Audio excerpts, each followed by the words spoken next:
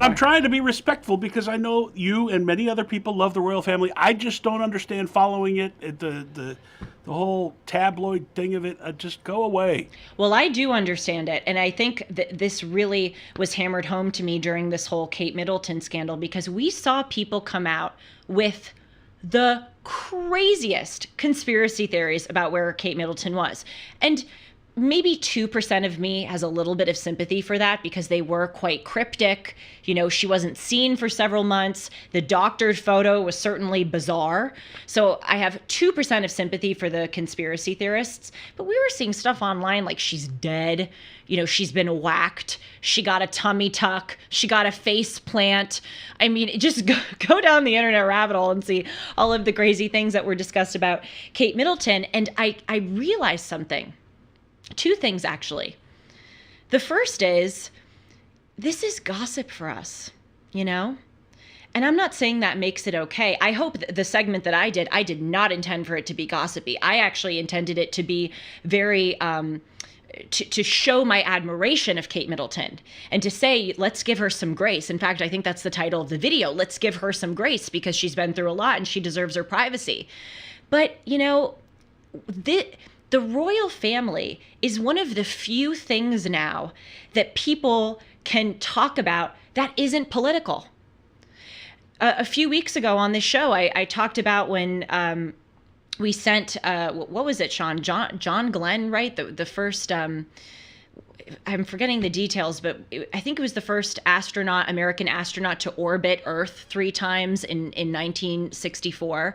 I talked about that, and I said on the show, I said, you know, it's amazing that during that time that we had the space race to all get behind. And that wasn't Democrat or Republican, liberal, conservative, you know, well, I guess it was Western civilization versus not Western civilization because we were competing against the Soviets. But you get my point. It wasn't political. It was something that all of us could get behind and be excited about and share, you know, fellow camaraderie with. And although we are not British, I do think here in the United States, we look at Kate Middleton and we look at the British family as our kind of transplant of something that all of us can discuss that doesn't have to do with politics. So I think the gossip element is a big thing because we don't have a substitute in American life for that. But I think the second thing, as far as conspiracy theories, is that nowadays I've just noticed so many people are like throwing out conspiracy theories about a lot of different things. They just seem to get more and more common.